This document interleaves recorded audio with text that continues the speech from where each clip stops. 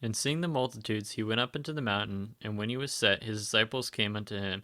And when he opened his mouth, he taught them, saying, Blessed are the poor in spirit, for theirs is the kingdom of heaven. Blessed are they that mourn, for they shall be comforted. Blessed are the meek, for they shall inherit the earth. Blessed are they which do hunger and thirst after righteousness, for they shall be filled. Blessed are the merciful, for they shall obtain mercy. Blessed are the pure in heart, for they shall see God. Blessed are the peacemakers, for they shall be called children of God. Blessed are they which are persecuted for righteousness' sake, for theirs is the kingdom of heaven. Blessed are ye, for when men shall revile you and persecute you, and shall say all manners of evil against you falsely for my sake. Rejoice and be exceedingly glad, for great is the reward in heaven, for so persecuted were the prophets which were before you. The following lesson was presented at 1008 East Exchange Parkway, Allen, Texas, by Fender on June 13th, 2021. We hope you enjoyed the Beatitudes, Part 4. Blessed are they that hunger and thirst after righteousness.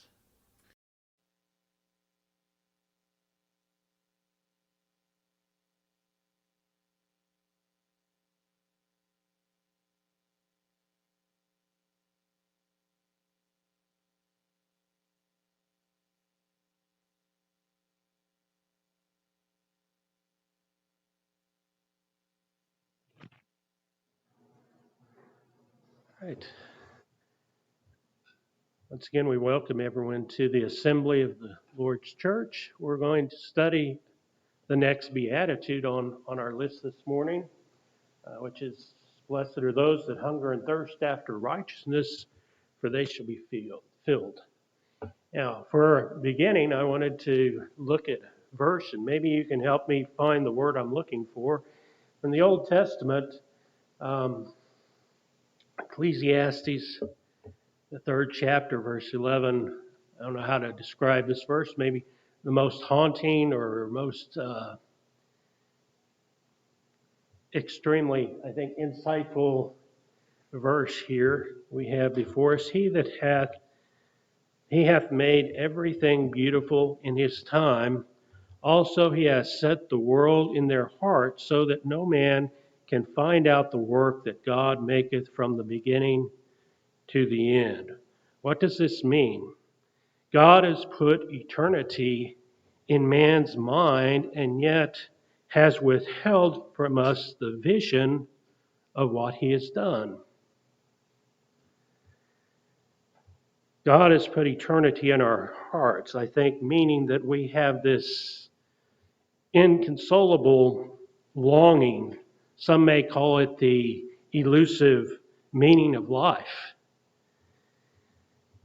We try to satisfy this longing with many things. We try to accomplish great things, and creativity and stunning exploits, sports, drugs, vacations, whatever. We search for all these things to try to find this elusive meaning of life. There's this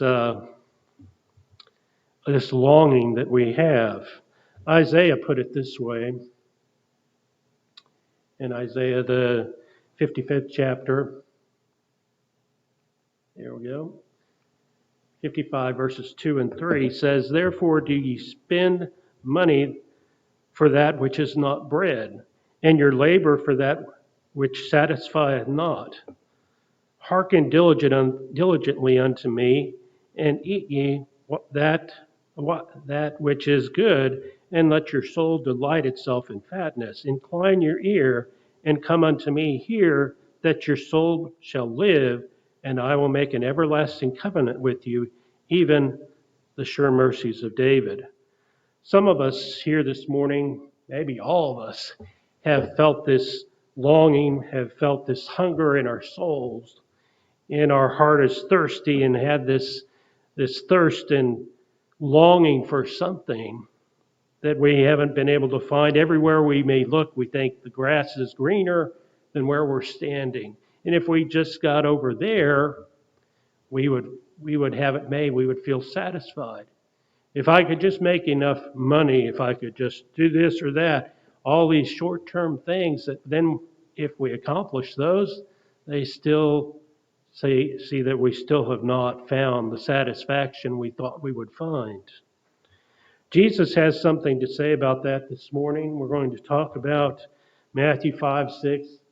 Blessed are they that do hunger and thirst after righteousness, for they shall be filled. Jesus understood and had something to say about this hunger and thirst, which we can satisfy. So similar to our other studies, we're going to divide our sermon into 5 parts there. And first part is to understand what is the righteousness that Jesus is talking about.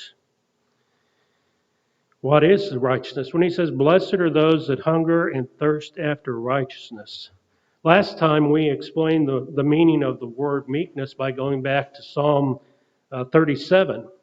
And it seemed the reason for that, Jesus seemed to be nearly quoting that psalm. But today's Beatitude is not a quote from the Old Testament.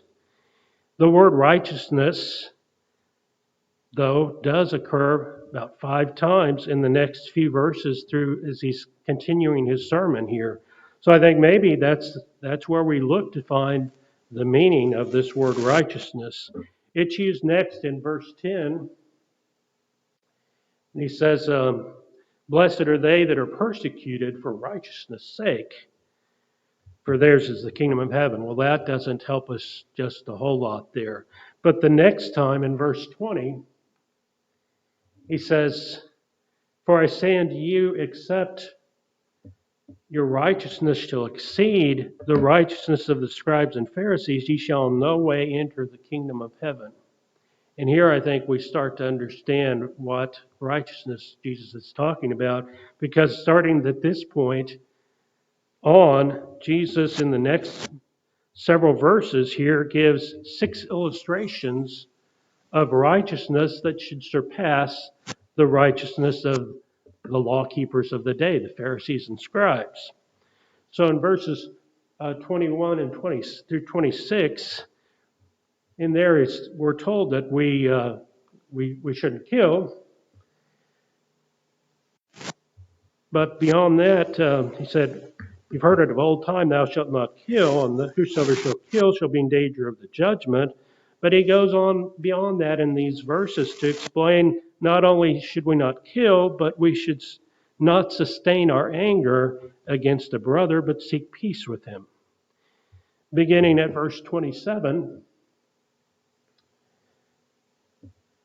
Oops, I went a little too fast there. Verse 27 through 30. He begins there to say that we should not commit adultery.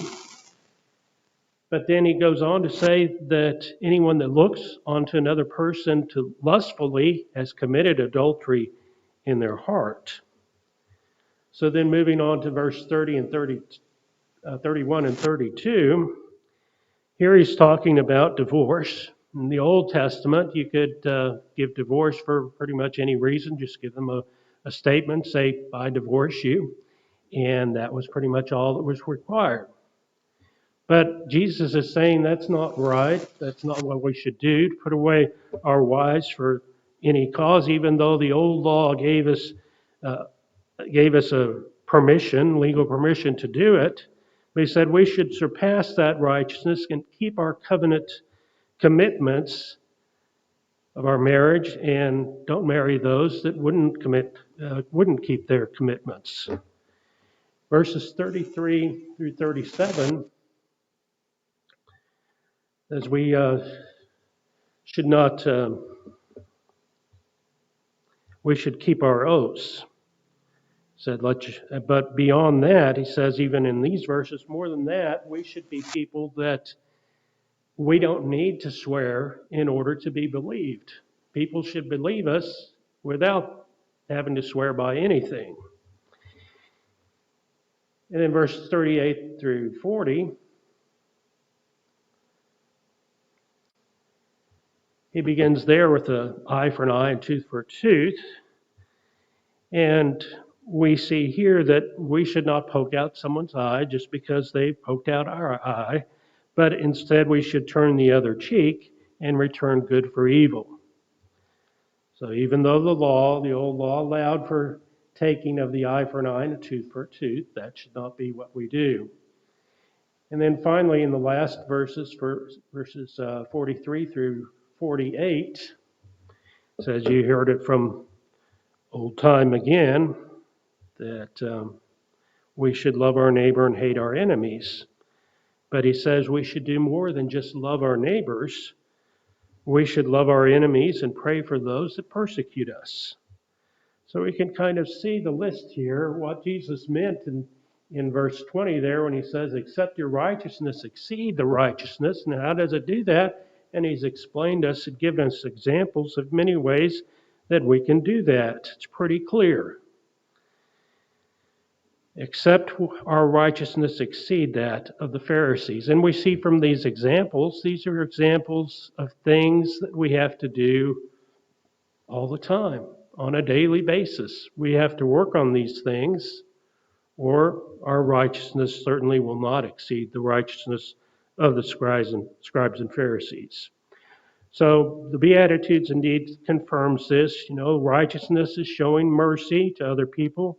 It's being radically pure in heart in such a way that others may not be able to see it, but God alone, who sees into our hearts, will see the intent that we have there.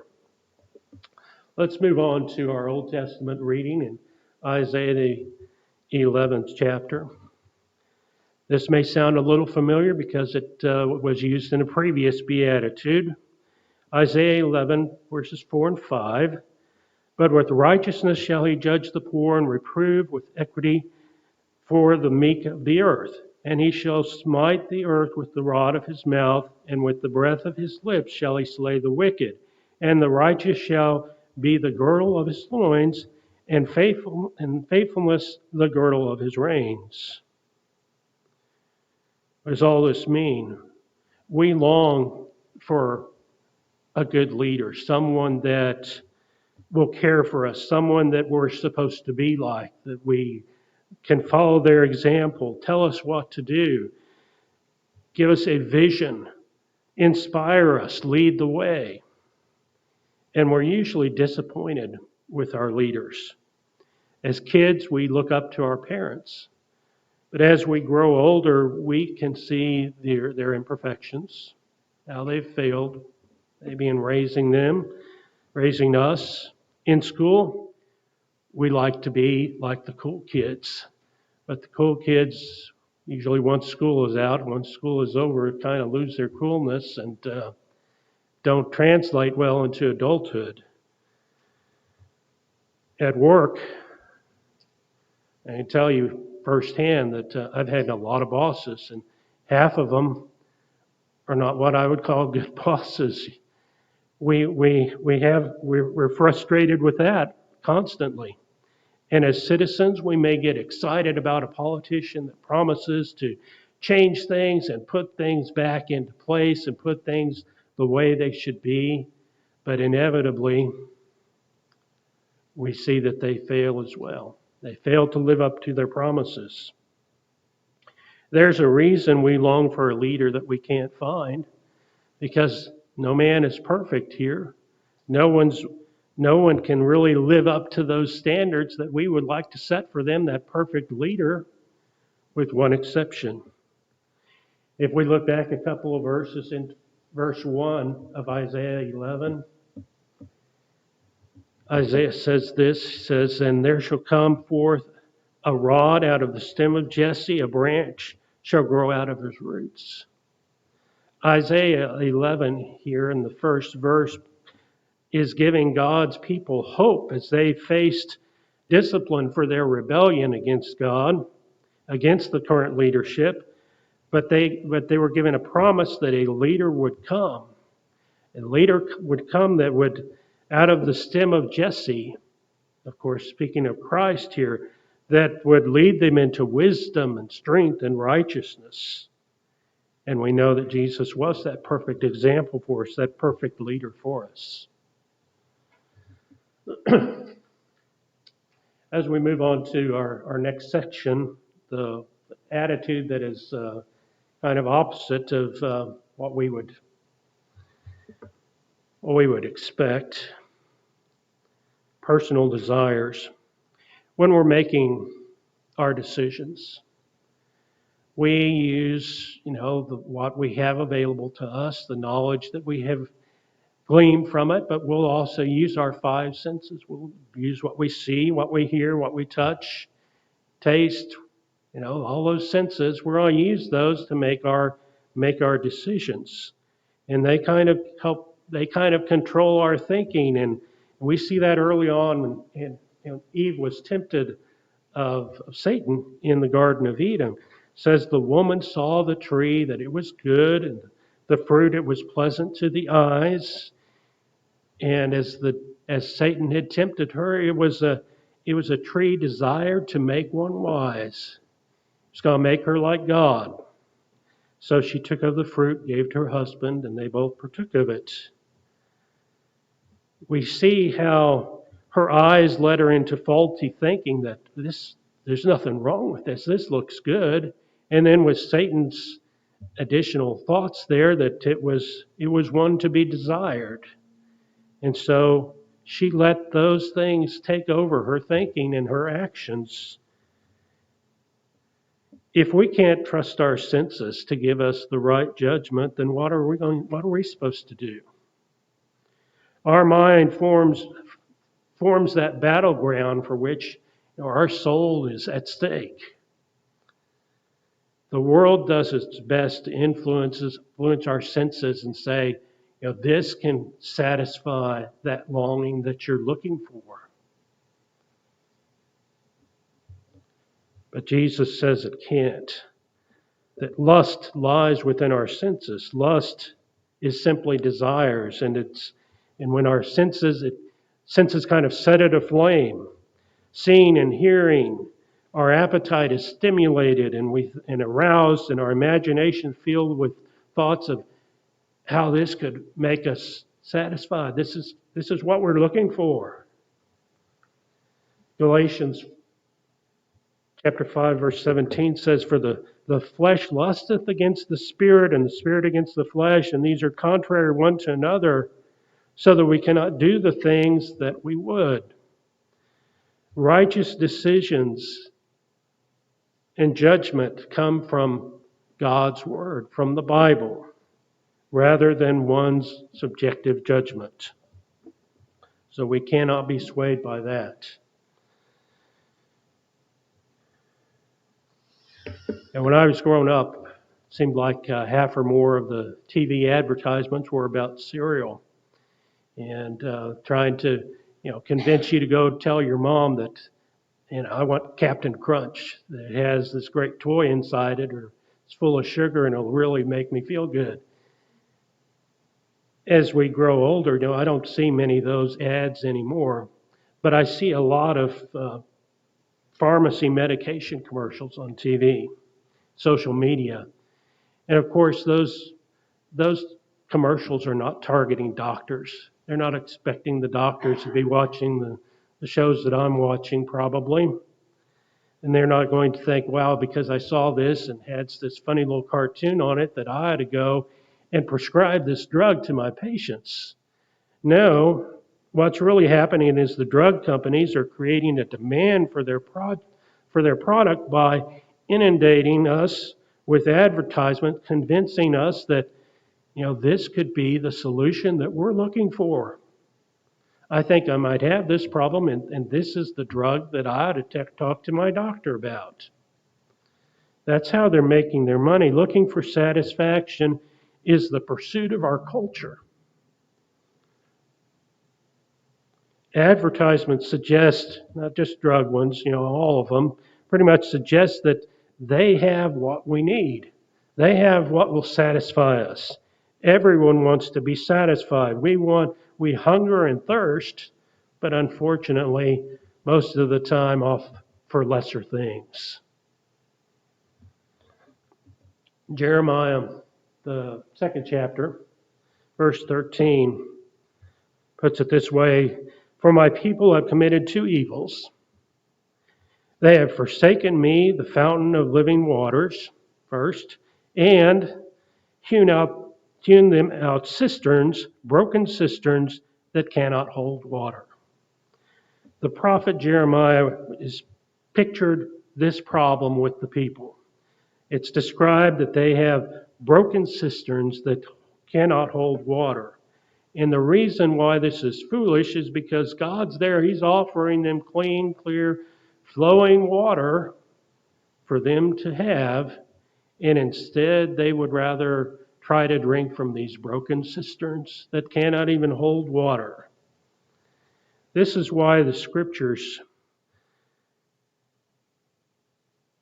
so often tell us to be godly and pure and righteous and holy. Satisfaction only comes through that type of lifestyle. Those in the kingdom understand that only fulfilling and satisfaction come through Jesus. Listen to what Jesus said in John 6:35. He said, I am the bread of life. He that cometh unto me shall never hunger. He that believeth on me shall never thirst. The more we're satisfied with God, with Jesus, the more dissatisfied we're going to be with substitutes and chasing after these other things. Jesus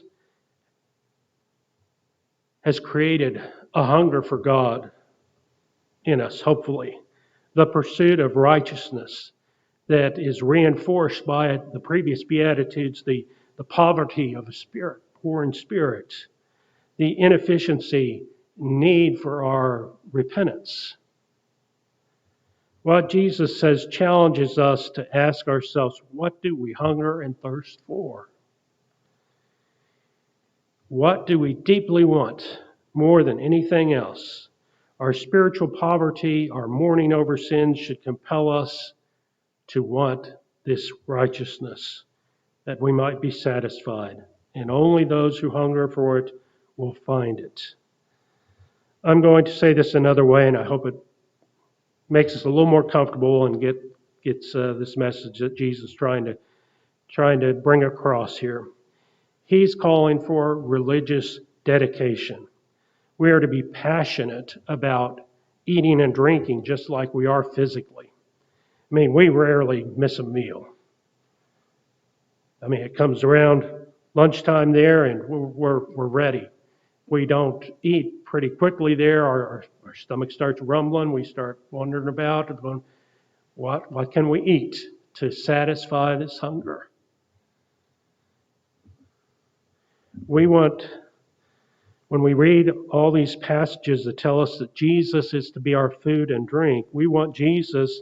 We don't want a substitute. We want time with Him, and nothing else can stop us. We are to be consumed with that desire in our lives. So that brings us to our final point about developing this attitude. So before we get to verse 7, we're going to do a little background here in verses 5 and 6. Philippians, the 3rd chapter. Paul, speaking of himself, gives this description. He was circumcised of the 8th day of the stock of Israel, the tribe of Benjamin, a Hebrew of Hebrews, touching the law, Pharisee, concerning zeal, persecuting the church, touching the righteousness which is in the law, blameless. We think we know God. Paul knew God. Paul was a Pharisee. He studied under Gamaliel, one of the most widely known and recognized instructors at that time, teachers in all Jerusalem. The Pharisees not only knew the law, they lived it, they breathed it, they ate it. They were all about that.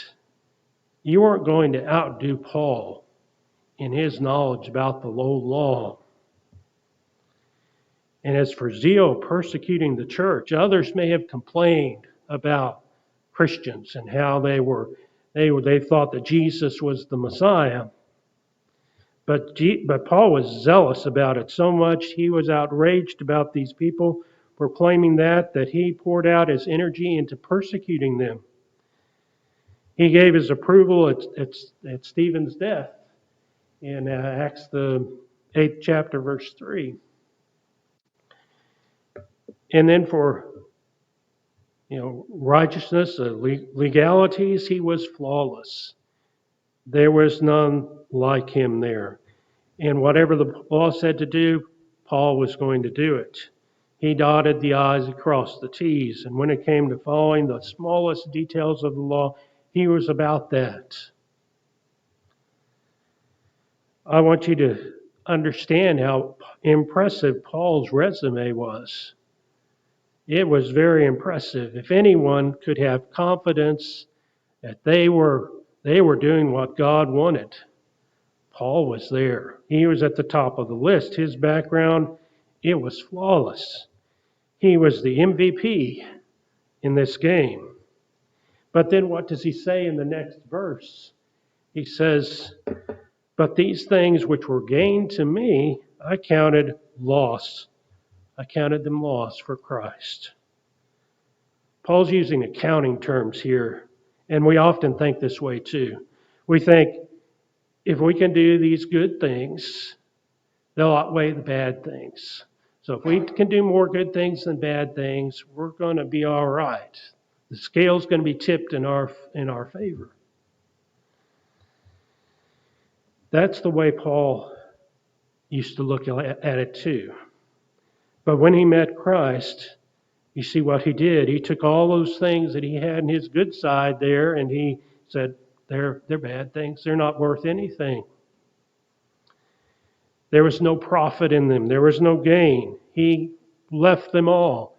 And I think of those that, Moses left a lot to be called part of, probably more than anyone else. He left a lot to be with God's people. But Paul also left a lot of things behind. He was thought fairly highly of, and I think when we think about that and think, well, we've got to give something up, it doesn't really compare to what Paul had to give up, what Paul gave up willingly here to be a Christian. The lesson from the verses is clear. Put your confidence in Christ. Not your background, not your achievements. Jesus Christ is the only thing that matters. Put your confidence in Him, not yourself. When we think of the Sermon on the Mount and the audience that Jesus was speaking to, and we went through a lot of those verses at the beginning of, how the Pharisees were, how our righteousness has to exceed that of the Pharisees. And I think of the picture that most of them had of those religious leaders. And it was just as Jesus described it, outwardly they looked good, like those whitened sepulchres, but inside they were full of corruption. They looked to see, they had a judgmental attitude, these Pharisees. They had a hypocritical nature. They looked good on the outside, but inward they were missing the point of what they were doing. The Pharisees were feeling as though their actions, they were gaining righteousness, they were right in the sight of God. But in this verse, Jesus is addressing that self-righteousness of the Pharisees as well as the issue of the people in large in that crowd. Here, Jesus is raising the bar and addressing the issues at the very heart of things. He's presenting the crowd that He is righteousness.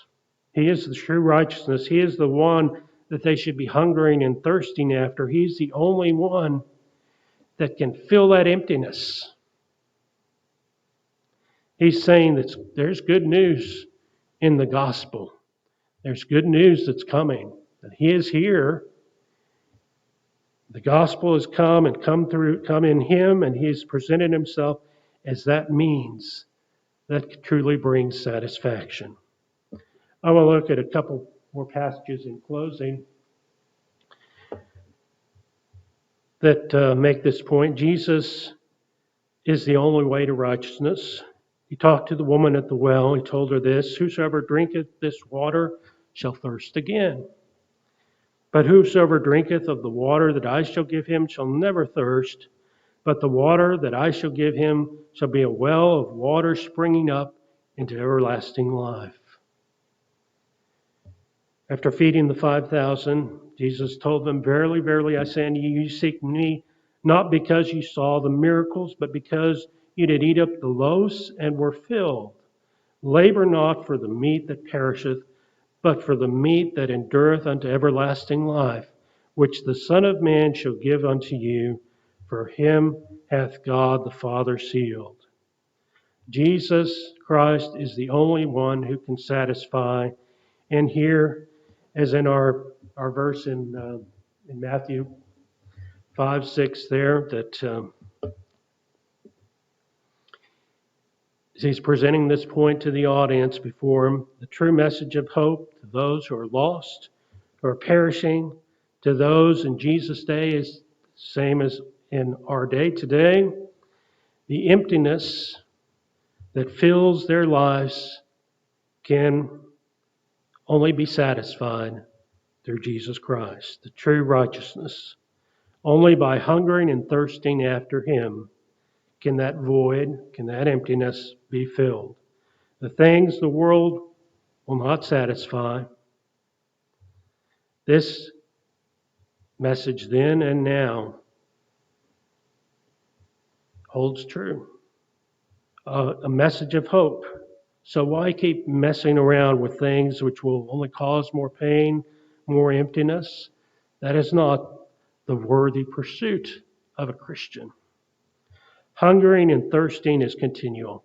Like I said before, every day, around 11 o'clock or so, my stomach is ready to start growling if I'm not ready, if something's not going to feed that hunger before long. It's a daily pattern for each of us. Our body needs food.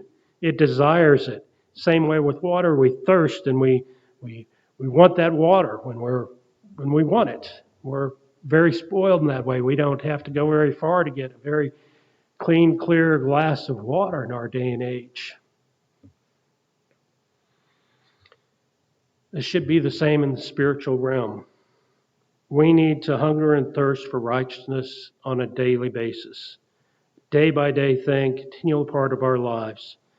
We go out to a nice restaurant and eat a big steak and a baked potato and whatever your favorite food is there. You eat that, you're satisfied. You go home, maybe you won't want anything to eat for quite a while, maybe till the next day, but eventually that hunger is going to strike back again and you're going to want something else to eat. Even though maybe, a few hours before, you think, I could not think of eating another bite at this time. It comes back. We always need to feed that desire. And we need to continual hunger and thirst after righteousness. It's a powerful message.